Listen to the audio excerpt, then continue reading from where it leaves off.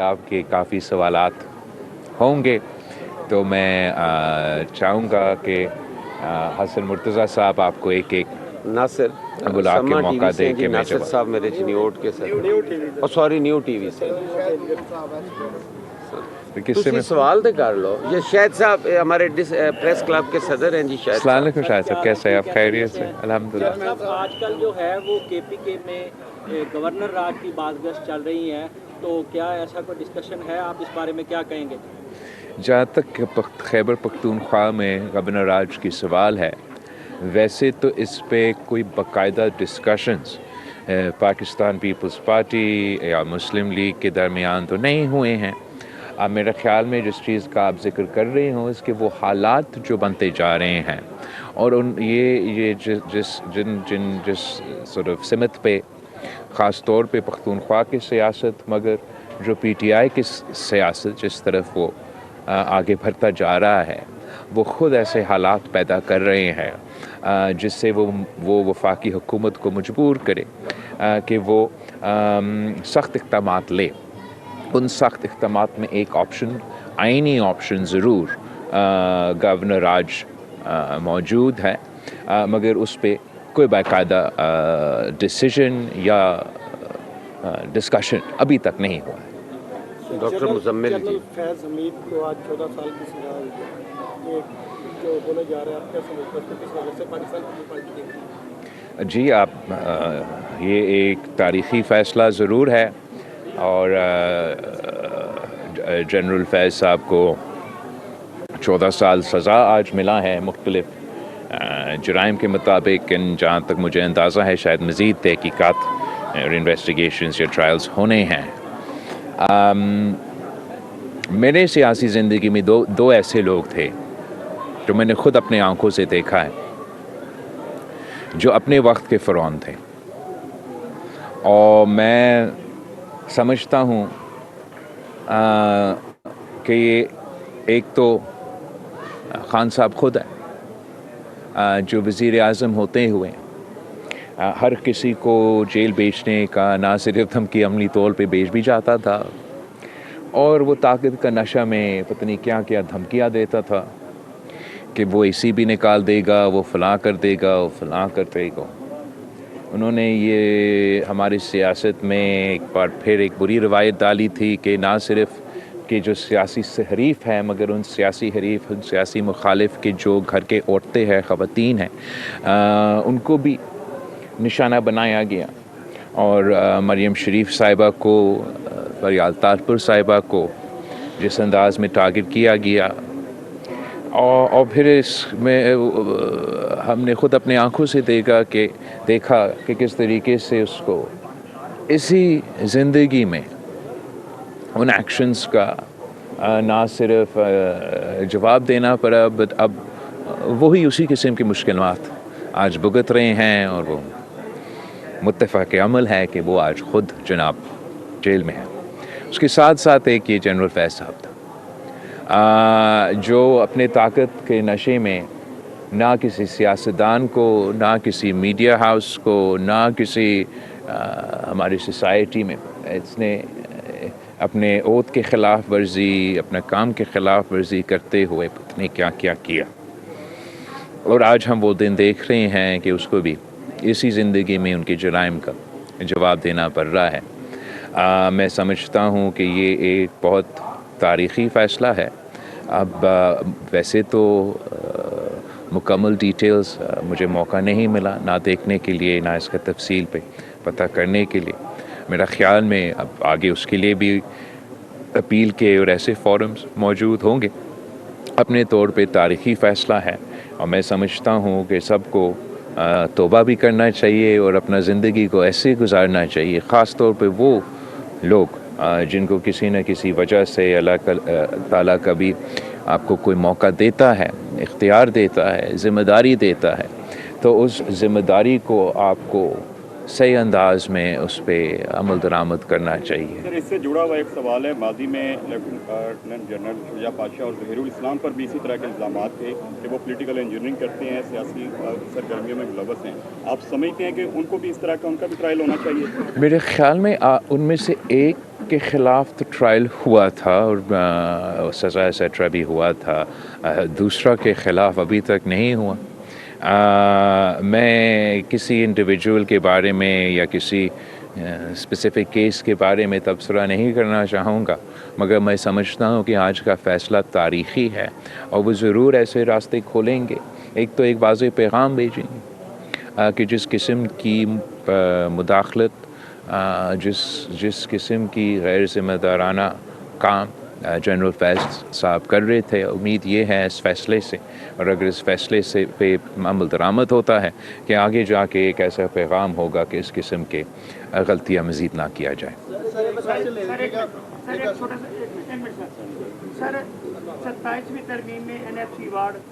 کو آپ شکایت کو آپ نے نکلوائی ہے، اب دوبارہ بازگشت ہو رہی ہے کہ 28ویں ترمیم آ رہی ہے اور 28ویں ترمیم میں نئے صوبے اور یہ NFC وارڈ کو دوبارہ کہا جا رہا کہ آ رہے ہیں. اگر یہ 28ویں ترمیم آتی ہے اور دونوں چیزیں آتی ہیں، کیا آپ حمایت کریں گے؟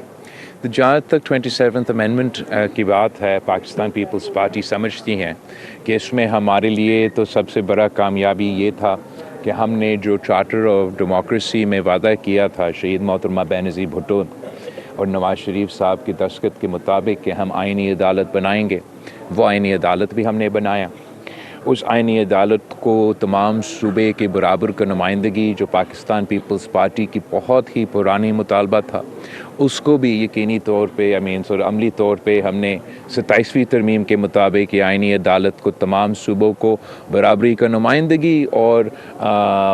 یہ بھی ایک فخر کی بات ہے کہ جب سے سب سے پہلے جو اس آئینی عدالت کا سربراہ ہے، جو کانسٹیٹیوشنل کورٹ کا چیف جسٹس ہے، جنوبی پنجاب سے تعلق رکھتا ہے. دوسرا، پاکستان پیپلز پارٹی کے لیے جو ہم سمجھتے ہیں سیاسی طور پہ ہمارے منشور کی جیت ہے، ہمارا نظریہ کی جیت ہے، وہ یہ کہ جو وفاقی حکومت کی تجویز تھا یا ڈیزائر تھا کہ NFC ایوارڈ کے جو ہم نے تمام صوبوں کو تحفظ دلوائے تھا 18ویں ترمیم کو، اور وہ اس کو ہٹانا چاہتے تھے، وہ ہم نے روکا. وہ پاکستان پیپلز پارٹی کی بہت بڑا کامیابی ہے. میں سمجھتا ہوں کہ اگر وہ شرط جو صوبوں کو مالی مسائل کو آئینی طور پہ تحفظ دلواتا ہے، اگر وہ شرط مٹایا جاتا تو اس کا سب سے بڑا نقصان صوبہ پنجاب کو ہوتا، اور ہم نے وہ 27th امینڈمنٹ کے دور میں جو ان کا کوشش تھا وہ روک پایا. جہاں تک 28th امینڈمنٹ کی بات ہے، وفاقی حکومت نے ہم سے انگیج نہیں کیا ہے، نہ کسی نیا صوبہ بنانے میں. ضرور جہاں تک معاشی سپیس ہے وفاقی حکومت کے لیے، اور جو وفاقی حکومت کا معاشی مشکلات ہے، حکومت کو ہمیں اپروچ کرنے کی ضرورت اس انداز میں نہیں ہے. ہم سب کو پتہ ہے کہ وفاقی حکومت کا مشکلات ہے، مگر وہ وفاقی حکومت کا مشکلات کا ذمہ دار نہ لاہور کے عوام ہیں، نہ ملتان کے عوام ہیں، نہ چنیوٹ کے عوام ہیں، نہ کراچی کے عوام ہیں، نہ لاڑکانہ کے عوام ہیں، نہ قبائلی علاقوں کے عوام ہیں، نہ پشاور کے عوام ہیں، نہ سبی کا عوام ہے، نہ گوادر کا عوام ہے. وہ وفاقی حکومت کے معاشی مشکلات کے ذمہ دار اسلام آباد میں بیٹھے ہوئے بیوروکریٹس ہیں، جو آج سے نہیں، یہ ابھی کا شکایت نہیں ہے. سالوں سال ہر سال FBR اپنا فائنینشل ٹارگیٹس مس کرتے ہیں. تو یہ سوچ کہ FBR کی کمزوریاں، FBR کی غلطیاں کا بوجھ لاہور کے عوام کو اٹھانا چاہیے یا کسی اور صوبے کے عوام کو اٹھانا چاہیے، اس کا بالکل پاکستان پیپلز پارٹی مخالفت کر رہی ہے اور کرتی رہیں گی. مگر ہم چاہتے ہیں، ہم سمجھتے ہیں بطور محب وطن پاکستانی، بطور ایک وفاق پرست سیاسی جماعت، کہ ہمیں سب مل کے کوشش کرنا چاہیے کہ ہم وفاق کی جو مشکلات ہیں ان کو دور کیا جائے. اس کے لیے پاکستان پیپلز پارٹی کے چند تجویز ہے، اور اپروپریٹ فورم پہ جیسے NFC ایوارڈ کے فورمز پہ اور حکومت کے ساتھ جو گفتگو ہوتے اس کے تھرو ہم اپنے تجویز دینا چاہیں گے، جس سے ہم سمجھتے ہیں کہ ہم صوبے کے اختیارات کم کیے بغیر شعبے کے مالی ذمہ داریاں کم کیے بغیر ہم سب مل کے وفاق کی یہ معاشی مشکلات دور کر سکتے ہیں، اور اس پہ انشاءاللہ تعالیٰ پاکستان پیپلز پارٹی کام کرتی رہے گی۔ اس وقت جو پولیٹیکل انسٹیبلٹی ہے، ابھی ہم دیکھتے ہیں کہ کوئی فورن ڈائریکٹ انویسٹمنٹ پاکستان میں نہیں آئی، سوری کوئی فورن ڈائریکٹ انویسٹمنٹ پاکستان میں نہیں آئی، جبکہ ہم پرائم منسٹر کی ہر دوسری اسپیچ میں یہ سنتے ہیں کہ پاکستان کی معیشت جو ہے وہ ٹیک آف کرنے والی ہے، لیکن ایسا ہو نہیں پا رہا۔ پاکستان کے عوام آپ کی جگہ جگہ گئے ہیں، دیکھا ہے کہ کس قدر مشکلات کا شکار ہے۔ کب ایسا پاسبل ہوگا کہ پاکستان کی معاشی اس وقت چل رہی ہے اس سے باہر نکل سکے گا اور ہماری جو ایکسپورٹس ہیں وہ کچھ بہتر ہوں گی تاکہ عام لوگ جو ہیں ان کی کچھ زندگی جہاں تک معاشی صورتحال ہے، عوام کے پاس معاشی مشکلات تو موجود ضرور ہیں، مگر حکومت کی یہ موقف کہ انہوں نے ملک کو معاشی مشکلات سے نکالے ہیں، یہ معاشی صورتحال کو بہتر کروائے ہیں، اس میں بھی کچھ حقیقت تو ضرور ہے۔ جب پی ڈی ایم نے حکومت سنبھالا تو اس وقت ملک جو ہے وہ ڈیفالٹ ہوتا جا رہا تھا، اور جو معاشی مشکلات تب تھے، جو مہنگائی کا طوفان تب تھا، جو بے روزگاری کے مشکلات تب تھے، وہ تو عروج پہ تھے، اور آپ کو ہم سب کو یہ ماننا پڑے گا کہ شہباز شریف صاحب نے اور ان کی ٹیم نے معاشی پوزیشن سے ان مشکلات سے ہمیں نکالے۔ اب جہاں تک فورن ڈائریکٹ انویسٹمنٹ کی سوال ہے، میں سمجھتا ہوں کہ یہ تو بالکل حقیقت نہیں ہے یہ کہنا کہ کوئی فورن ڈائریکٹ انویسٹمنٹ نہیں ہو رہا۔ کچھ فورن ڈائریکٹ انویسٹمنٹ ضرور ہو رہا ہے، شاید حکومت مزید چاہتا ہے۔ میں سمجھتا ہوں کہ فورن ڈائریکٹ انویسٹمنٹ کے ساتھ ساتھ یا فورن ڈائریکٹ انویسٹمنٹ سے زیادہ ایکسپورٹس پہ فوکس کرنا چاہیے، اور پاکستان کو اپنا ان سیکٹرز کو سپورٹ کرنا چاہیے جس سے ہم اپنے ایکسپورٹس میں اضافہ کر سکیں۔ پاکستان پیپلز پارٹی سمجھتی ہے کہ جو سپورٹ وفاقی حکومت، صوبائی حکومت مثلاً زراعی شعبے کو دے سکتے، وہ اس وقت اتنا نہیں دے رہے جتنا ہمیں دینا چاہیے۔ ہم نے صوبہ سندھ میں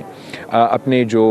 چھوٹے کسان ہیں، جن کے پاس 1 سے لے کے 25 ایکڑ تک کے جو کسان ہیں، ان کو ہم نے سپورٹ کرنے کی کوشش کی۔ صوبائی حکومت کے ذریعے ان کو ہم DAP سپورٹ مہیا کر رہے ہیں، یوریا سپورٹ مہیا کر رہے ہیں، تاکہ زرعی شعبے میں ترقی ہو۔ زرعی شعبے میں ترقی ہوں گے تو ہم نہ صرف اپنے ملک کی جو ضروریات پورا کر سکتے ہیں، مگر ایکسپورٹ پہ صورت میں ملک کی معیشت کو فائدہ دلوا سکتے ہیں۔ ویسے ہی مختلف شعبے ہیں جس سے وفاقی حکومت اور صوبائی حکومت مزید سپورٹ دلوا سکتے ہیں۔ Thank you very much. Thank you every body.